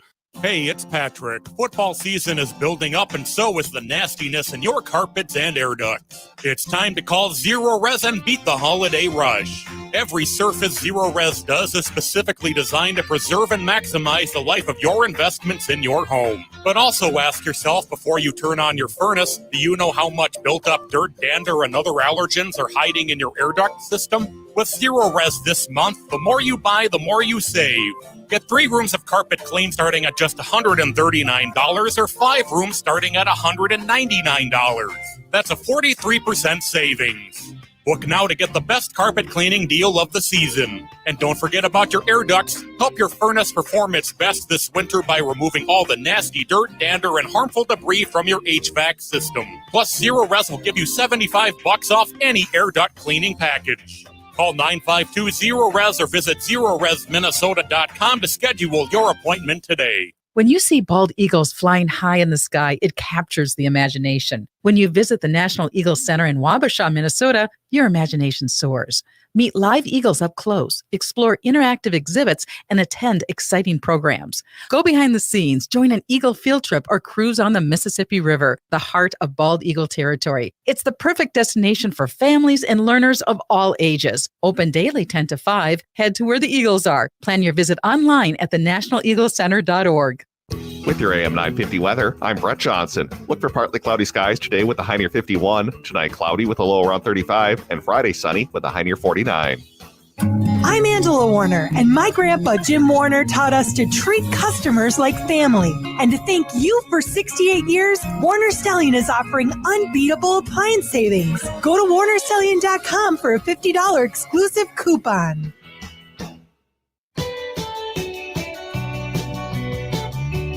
AM 950, the progressive voice of Minnesota. It's the Matt McNeil Show. KSTP just released their numbers for the other races that are currently going on right now in the state of Minnesota. This once again from the KSTP Survey USA poll. Keith Ellison is leading in the Attorney General's race by 2 points, 45-43 on that one there. This one is just disturbing to me. This is disturbing. Steve Simon is leading as the Minnesota Secretary of State, but only by 2 points to Kim Crockett. Kim Crockett, and I'll get to another story of her today, who's made racist comments. Kim Crockett, who doesn't seem to have the slightest idea how the heck elections even work. Kim Crockett, the woman who claims to be the election denier in chief. Kim Crockett, who aired an anti-Semitic video at the GOP convention to applause, is only 2 points behind. Now, granted, there's 18% undecided, but sweet Lord, I mean, my guess is that these numbers must be pretty much all Republicans, because I can't. How in the world is that even a possibility? Julie Blaha leads Ryan Wilson in the state auditor race, 41 to 38%. Apparently, another candidate is getting 3%. Undecided is 18. So, basically they say they're toss-ups, but they're with the margin of error. But this is when I don't like it when people try to say, well, those are all toss-ups, because. So your argument is then if 4.4% of the variance here all shifts to one side, well, then it's not. It's a win for the other side. Well, but it could go the other way as well. And plus, there's 13% undecided. So, and by the way, if I can make a suggestion here to Keith Ellison, start hammering on this guy. I don't think he would have charged the 4 officers that killed George Floyd. It's clear that he's got a history, and I think you've already started on this one. You got a history of going out there and basically putting forward this extremist far right anti-abortion rhetoric.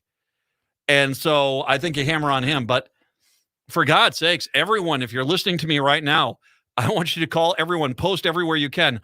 Only a psychopath would vote for Kim Crockett. Dear Lord, how is that even possible? I don't even know. Steve Simon, one of the best secretary, if not the best secretary of state in the entire country. Yeah, that's just, maybe I'm just fooling myself. Maybe there are just that many people who love anti-Semitic videos and racist comments. Maybe that's what we're looking at. But it goes back to what I was talking about in that first hour. 18% undecided. If every Democrat goes out and votes, if every single Democrat goes out and votes, if every single one, we win. It's just that simple. There's no trick formula. There's no secret map. There's no, kind of have to wear my cap sideways. No, everyone votes. The Democrats win. Oh, dear Lord. I mean, my God, let's get to the story today. Why not? GOP Secretary of State candidate Kim Crockett doesn't really understand the nuances of how voting works, even though she'd like to be in charge of the state elections. As a result, she worries a lot about the process and comes up with zany hypotheticals. This, by the way, courtesy of Racket. Crockett was recently on the Jack Tomczak podcast, where she shared her strategy to ask people who don't normally vote for us to vote for us this time. But one vote she doesn't want, in addition to disabled people and non-English speakers, apparently she's made references to that, provisional ballot voters. I don't know that we owe people who can't get organized, she said.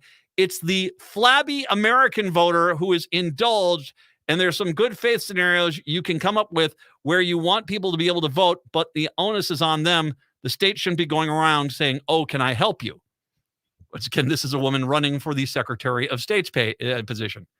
Crockett continues to be confused over who exactly counts votes. We don't know what's going on in there on the ballot board, she exclaimed when absentee ballots came up, explaining that she believes the people counting those ballots should be made up of equal parts DFL GOP supporters. To explain to her listeners that when you vote in person, the election judges are supposed to be equal number Republicans and Democrats. Tomczak incorrectly stated, as Crockett agrees. Counting absentee ballots, when it's done by county employees, there's no guarantee that it's a bipartisan group. A quick Google will reveal that no election judges don't have to be equally bipartisan. The rule is they can't be more than 5 members or half the party in a precinct, but election judges can also identify as supporting other parties, such as the Green Party or even the unaffiliated. This is kind of the step up from previous Crockett interviews. At one point, she stated that the Secretary of State counted those votes. Next time she's running for office, she should consider signing up to be an election judge to see how things actually work. This woman isn't qualified to hold a spoon, let alone be the Secretary of State of the state of Minnesota. She's incompetent beyond competent. She's full of hate and hatred. She's made racist comments. She's made anti-Semitic. She had an anti-Semitic video, for God's sakes. And now, basically, if you want to vote a certain way, you're a big old flabby. That's what she says. And yet, every single Republican will vote for her. A Republican candidate for an office could stab their loved ones to death in front of their eyes, and they would still vote for them. That is who they are. This is the Republican game plan. A loyal, committed base that never deviates, always shows up for elections, and the only way you beat them is everyone votes. It's the only way. I remember in 2018, and the Democrats, guess what? We showed up to vote. And I just remember saying, God, there's that person's gone. That person's gone. I mean, Republicans were getting more votes than they did the previous election cycle, and they were still losing by 2,000. In state, I think it was a state House and state Senate races. Republicans were getting more votes than they had in the past, but because all of a sudden the Democrats showed up, they were getting trounced. It's that simple. If everyone votes, and for goodness sakes, I mean, I don't know what it's going to take if you can't look at a political party. Reed Olson says it best. Out in rural Minnesota, there isn't this nuanced attempt at trying to tone down their abortion rhetoric. I've heard of Republicans out in rural Minnesota who are proudly saying, we're going to get rid of any rights of abortion in the state of Minnesota. You have to elect me, and we'll have a Republican majority, and we'll get rid of all of it. They are proudly saying that out there. But then they're also talking about getting rid of contraception. They're also out there talking about how they're going to get rid of gay marriage. I don't know what it's going to take for people to understand that there is far more involved here. And maybe, just maybe, this is how this country dies. It's just by malaise, by people who are just, I don't care. Sure, they're taking away all my rights, but I just want to stay at home and watch Netflix. I'm just stay at home. I'm watching Netflix. I'm playing my video games. I'm checking social media. Maybe that's what it is. Me personally, I'm a little pissed off that they're starting to take away people's rights. Joe Biden wants to forgive student loan. Republicans are like, no. Republicans are fighting to get rid of the Dreamers Act. Now. And I guarantee you, even though Joe Biden just said minor possession of marijuana, he's going to basically pardon all the people that have been convicted of minor possession of marijuana. I guarantee you Republicans are like, no. It's easy to see who's on your side. Take a look at every Republican economic bill. What are they doing? All the money goes to the wealthiest of wealthy, the millionaires, the billionaires, the biggest corporations. You get nothing, or maybe just enough money for some Funyuns and some Yoo-hoo. And they'll act like, you better say thank you 1,000 times from Sunday for me giving you that Funyuns and Yoo-hoo. Democrats want to make everyone's life better. Even the Republicans. Nope. The fact that the Democrats are leading in all these races is a good sign. If Jensen wasn't such an absolutely atrocious candidate, I wonder how, and once again, that survey came on out pre-furry scandal, and he doubled down. Did you see that? He doubled down on it. Kara Levin went up and asked him about it, and he said, no, that's actually happening. Of course What? Of course he did. He went on 4chan or something and said, well, they said it was true. There's some guy who says he's the Q, mystic, and he told me what's really going on. God. No, we need to get on out there. And I get, and can I also be pointing? Let me pull back a little bit here on these numbers. There's a lot of people that don't understand that Keith Ellison is the Democrat and Schultz is the Republican, that Steve Simon's the Democrat, and, Ava there is the, I shouldn't say it, Kim Crockett. I don't know what her middle name is. Is it Ava? Do we know? I don't know. Kim Crockett is the Republican. I don't know. I don't know what her middle name is. Julie Blaha is the Democrat, and Scrooge McDuck is the Republican. I don't know who's it? Wilson. Wilson is the auditor. And so that when it comes to election day, a lot of people are going to go in angry and they're just going to vote Democrat, Democrat, Democrat, Democrat, and that these numbers are probably not as close as they're being portrayed, especially when you look at the numbers. You look at the number of undecided, 18 undecided in the auditor's race, 18% undecided in the Secretary of State's race, and undecided 13% in the Attorney General's race. I'm going to believe that that's going to be the Republicans already know who they're voting for. They already do. The question I have is, as I said before, how many of those undecideds are the Republicans who are just in denial? Just, oh, you asking me who I'm going to vote for? Well, I can't vote for a Republican. Did you hear about the furry stuff? Which was, again, if you're just tuning in right now and you haven't listened in a while, you're like, what was with the furry stuff? Scott Jensen furry. Look it up. Anyway, and the fact that I can actually say that, I can actually type in litter box and Scott Jensen, and yeah, it's bon appetit. How much of these undecideds are Republicans who are saying, "Oh, I won't ever vote for a Kim Crockett. She doesn't seem like a really nice person." Who, when the second they get into the voting booth, of course I'm going to vote for Kim Crockett. I think the majority of these people are going to end up voting Democrat. That's my belief. But, hey, we got work to do, people. We have a lot of work to do. 952-946-6205. 952-946-6205. We'll take a break. Come on back. It's the Matt McNeil Show right here on AM 950.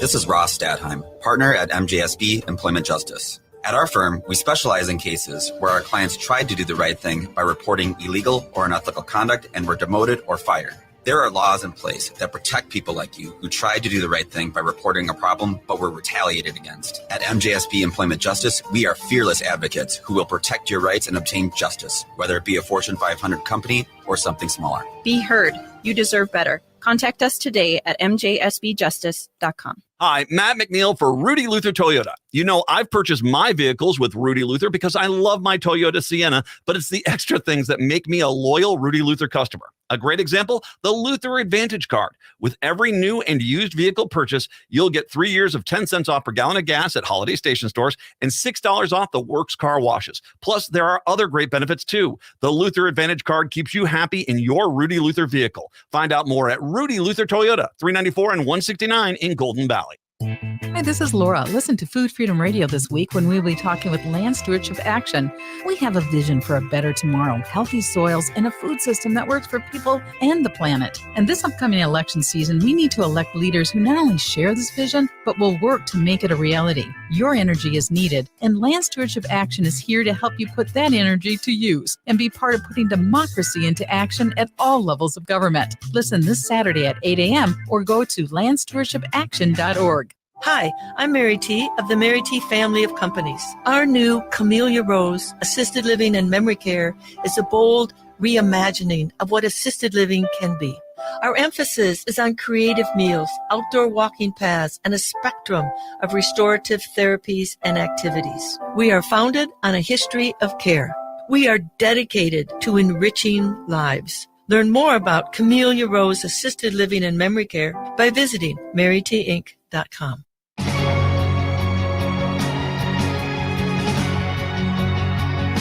I got to be honest with you. If the state of Minnesota does not reelect Steve Simon, I would be so freaking disappointed. He has been unbelievable in his role. Unbelievable. And you have a woman who doesn't seem to understand how even elections work. I mean, you got a guy in the auditor candidate for the Republicans makes up stories and doesn't seem to understand what the job of the auditor is. You have Kim Crockett, who has no idea how elections work in the state of Minnesota. And you have Schultz as the attorney general candidate, who's never, ever prosecuted a crime in a courtroom, ever. Ever. Yeah. 952-946-6205. By the way, let's get into two other quick stories here before we get to the end of the show. Moorhead-based American Sugar, Crystal Sugar, is one of the largest political funders for election deniers in Congress, according to a new report from the nonpartisan watch group Citizens for Responsibility and Ethics in Washington. American Crystal Sugar, through its political action committee, has donated $530,000 to members of Congress who voted against certifying the 2020 election results on the night of January 6th. the day insurrectionists stormed the Capitol in an effort to overturn the election and overthrow the government. Only Koch Industries has given more to election deniers, according to Crew. I want to put that in perspective. Wait a second. There's a Minnesota company that outside of the Koch brothers, outside of the Koch Foundation, the Koch Industries, is the second highest donator to election deniers in the country, American Crystal Sugar. Fishbach, Hagedorn, the late representative, Stauber and Emmer. Also, they in Minnesota, that includes Michelle Fishbach and Hagedorn. Republican reps Stauber and Emmer did vote to certify the election. American Crystal Sugar, for its part, said it would never stop donating through its political action committee to members of Congress who denied President Joe Biden's victory. The company said it would continue donating to any member of Congress who would support its business interests. You see, yeah, that's what it is. You know, hey, if they pander to us, we'll overlook their association with an insurrection that tried to overthrow the country. No, hey. They seem to be echoing the same things as anti-American traitorous bastards. But sure, you know what? They're good people in my mind. That's how I take it. In the wake of the assault on the Capitol, scores of corporations announced they would stop supporting lawmakers who did not vote to certify the election. But you want some of that sweet, sweet cash. Apparently, American Crystal Sugar, they're on your side of that. The Department of Justice on Wednesday announced charges against an Anoka man who prosecutors allege expressed a desire to join an anti-government militia group and keep a machine gun and grenade launcher in his house. The U.S. attorney charged Darian Nguyen, 50, with possession of a machine gun, possession of an unregistered firearm, possession with intent to distribute meth. Oh, he sounds nice. Sounds like a delightful fellow. Federal authorities began investigating Nguyen when he, on a tip from a confidential informant who said Nguyen possessed drugs and weapons and had expressed a desire to join the 3% militia group, which the Department of Justice describes as a loosely organized anti-government extremist movement. According to the criminal charges, the informant told investigators Nguyen had discussed killing liberals, including by shooting them or blowing them up. Charges state the informant said Nguyen also discussed a desire to blow up Black Lives Matter members. Nguyen also allegedly told the informant he kept weapons in secret rooms to be prepared for violence. Oh, can you imagine what the life this guy was living in his own freaking head? Got my secret rooms, man. Watch me do a rollback and I'm going to take them all out. You can only imagine the twisted fantasy this guy, the hero role that he made himself in his own twisted world. The paranoia in his head just has to be exhausting. But I'm the hero. I'm the hero. Sure you are. What was that about meth? Tell us more about your meth business, sir. Nguyen also allegedly told the informant he kept weapons in secret rooms to be prepared for violence. Others alleged remarks referencing impending coup d'etat. In late August, Nguyen allegedly sold meth to the informant. Prosecutors allege I'm going to guess he's not only a seller, he's also a user. Is that really too much of an exaggeration there? A question that I could ask. Prosecutors allege that he asked the informant to provide him with a short barrel rifle equipped with an auto sear. Oh, great. Nguyen was arrested Tuesday after meeting with the informant and taking possession of 4 auto sears and the machine gun. While searching his home, federal investigators allegedly uncovered several firearms from a hidden room inside the residence, including an AR-style firearm equipped with grenade launcher and a short-barreled shotgun. He remains in custody following his initial court appearance on Wednesday. I think that's a good idea. Just me. I think the guy dealing meth wanted to I want to make sure we understand this. This is not just he wanted to kill liberals, shooting them, blowing them up, charges state. He also wanted to blow up Black Lives Matter members.